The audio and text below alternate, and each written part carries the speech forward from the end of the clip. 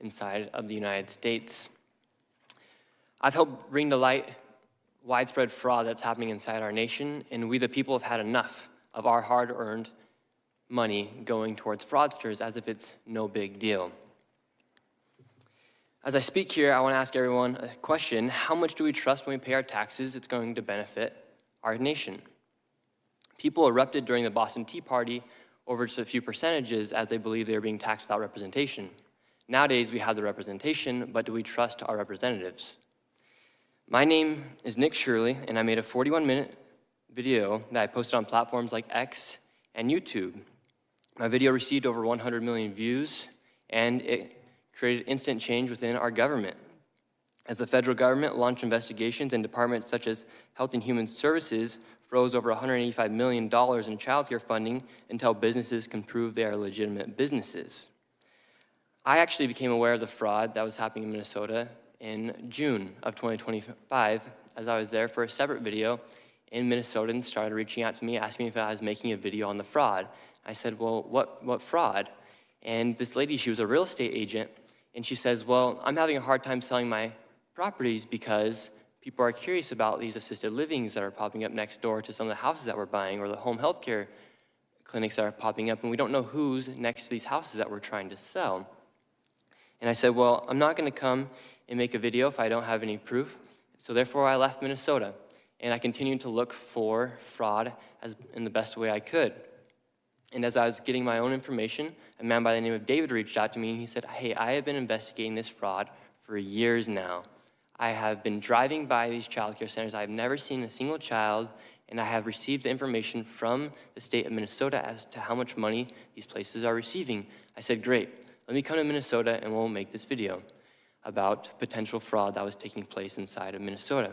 We go to a daycare, and I'm instantly surprised by what we see. We arrived, and it was an industrialized building, and there was 2 daycares registered at that building.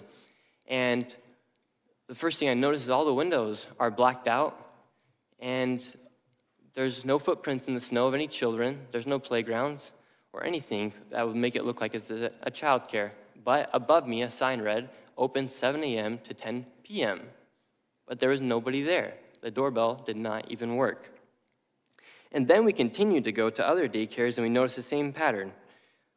No children, blacked out windows, and one daycare, a learning center, spelled Quality Learning Center instead of Quality Learning Center. They had received $1.9 million, yet with that $1.9 million, they could not even spell Leering right on their sign.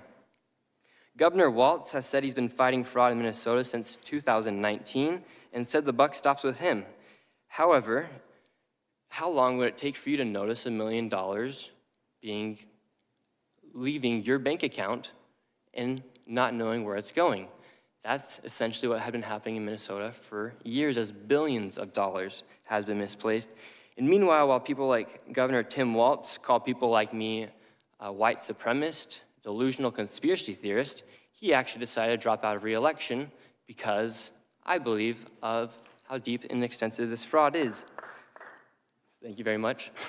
Since my reporting, the HHS department froze over $185 million, and to this day, not a single business has been able to prove proof of legitimacy.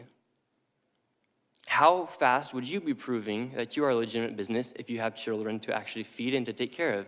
You'd be sending in that paperwork instantly. I made this video to document the widespread fraud that has been taking place, as I truly believe all fraud is bad.